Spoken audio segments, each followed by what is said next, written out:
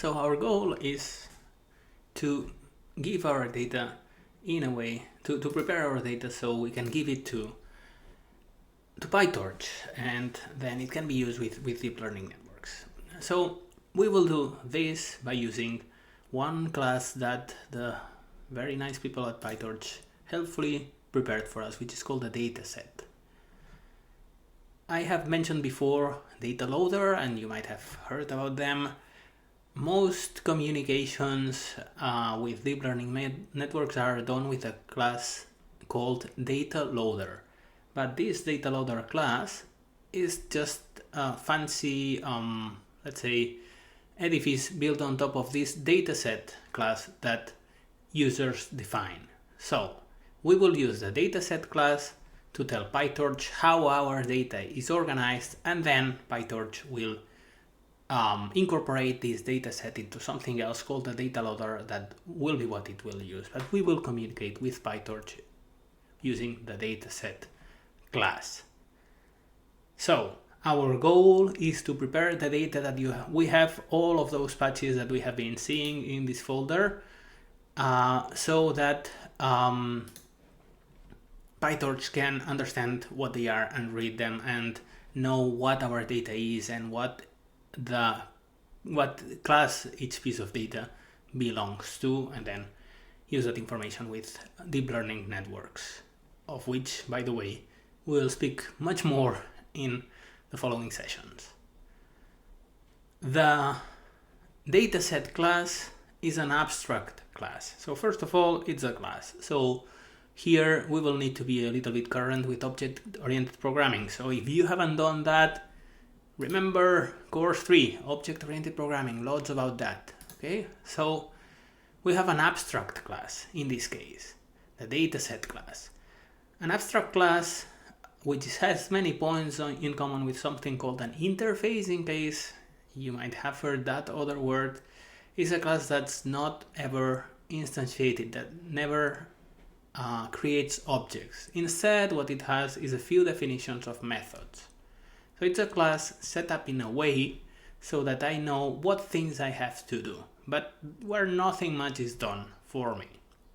The way to use the abstract classes is to create subclasses that then can be instantiated, that then I can create objects with. So I'm going to create a new class called CPDataset very creatively, and I'm going to be telling Python in this case, that this is a subclass of the dataset class in Pytorch that I have just imported here. And Pytorch tells me, and you can go check tutorials for that, or I have made a helpful summary here, that I have to define 3 methods in my dataset class, or in my dataset subclass, or the thing will just not work. So I have to define an init method. And in this init method, I usually make all the preparations necessary to load my data and put it in a way that allows me to manage to handle it conveniently later. And then I will just have 2 more classes. The getItem method that will receive an index. So if I tell it my data getItem of 10, I want to receive, in my case, for example, the patch that I assign an identifier of 10 to, an index of 10. Maybe that would mean the 10th patch in this list, right in this order. I don't know. We will see it in a moment. We will see how we define this in a moment. We have to decide how to transform from our data to this language. First, I have to do something in the init method to create the whole thing, to create my subclass, and to organize my data somehow. Then I need a getItem method that, given an index, returns to me the appropriate piece of data. And I actually need to define what that means for me and tell Pytorch in this way. And I also need a len method that outputs the size of the data. Here it looks like most simple thing would be the number of patches. So most of the work is going to be done in the init method, some in the getItem, and the len method is usually pretty simple. Okay, so let's build our own dataset. First, we just begin with defining the thing that saying that my dataset, my CP dataset class is a subclass of the dataset class of Pytorch that I have already imported. Okay, that was easy. In this cell, we are going to be doing most of the work, so be ready. Okay, actually, I would suggest that you pause the video and have a long look. Did you do it? Fine. Basically, as I said before, in the init method, in the creator method of my subclass of the dataset class, what I want to do is sort everything in a way that then Pytorch can interpret quickly and easily with the getItem and the len methods that I also have to define. So in my init method, I'm going to define three main data structures: toList, image list, and label list, which will correspond to my patches. I'm going to put all my patches, all my images in one list, and I'm going to make another list with the codes, and you will see how I will define the codes for the class in each position of the list. So I will have in position 7, very likely 1, 2, 3, 4, 5, 6, 7, and if I called it position 7, it will be the 8th one, so 8. I will have this image here, and then I will have in the label list a code that will indicate that this is inutsuge. Okay, so I have decided to transform my folder with lots of images into two lists, one with images, with matrices containing pixels and so on and so forth, everything, and one with labels indicating what class belongs to each image. And because I don't want to store strings in my label list, I don't want to store inutsuge and sakura and so on, I'm going to make a dictionary. So every time I find a new name, I'm going to give it a new code. Okay, so the first one, inutsuge, very likely will be 0. And when I encounter, what was the second one, kaide, I think kaide, that will very likely be 1. Okay, so how does the code do that? So first, my init method, my creator method, receives a data folder name. Okay, so I'm going to receive the path for a data folder, and then, never mind this in a second, for a while, I'm going to traverse my data folder. If it's not known, I'm going to do lots of things, and if it's known, so if I'm creating a data set without a data folder, nothing much will happen, but I will create an object. So I'm allowing for, let's say, empty data sets, but let's focus on the proper one. So let's suppose that I have a data folder that's not known. So then I will enter this if, and I will walk the data folder. And here I have a very nice list comprehension that calls the walk function in the OS library that helps me work with files and basically puts all the files in my folder in a list. And then I traverse that list. Okay. What do I do with each file in my list? Well, I have the names of the file to be super precise. Okay, so for each name of file that I have, I first of all check whether or not it matches a regular expression. And I'm not going to enter into regular expressions a lot now, but let's just say that I'm checking that it contains the word patch and the word JPG.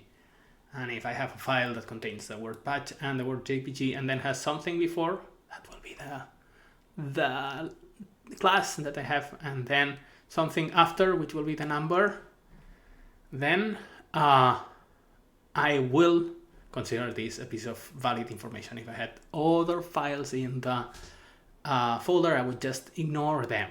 Okay, what I'm going to do first, I'm going to read the class. So I'm going to use this split method of regular expressions to get this first part that I had already indicated here. And you can check regular expressions with some more detail if you feel so inclined. Okay, I highly recommend it because regular expressions are cool and very convenient and make very short code, although they are a little bit they take a while to get used to. But let's just say that, believe me, this compiled regular expression with this split here gets me the part of the name of the file that I want. In this case, kaede. In previous cases, inutsugi, the name of the class, because it's whatever comes before the patch word. Okay, then once I have this current class, what I do is read the image. So far, here I only had file names. I know that this one contains an image, and I'm reading it with CV2, with OpenCVs in read, as I was doing all the time. Okay, I need to join the name of the folder with the name of the file. Well, you can check this if you feel so inclined. And then we have our label, our image, and all we need to do is put them properly in our data structures that we have prepared for them. So we append our image to the image list with one caveat. Of course, Pytorch and OpenCV do not play well together because basically OpenCV doesn't play that well with anyone, so we need to change the way the images are stored a little bit. So we need to do this technical thing, move axis. In the text you have more details on how this is done, and then we also need to store the label, but we don't want to store the name, so we create a code. So basically we take the dictionary that we had. If my class that I have read now is not in the dictionary, then we add the length of the dictionary that I have. So if I have no classes, this will be 0. If I have one class, it will be 1. So I will create a code for each new class that I find. Okay, and if it's in the dictionary, then I just add to my list of labels the code of the class that I have already read.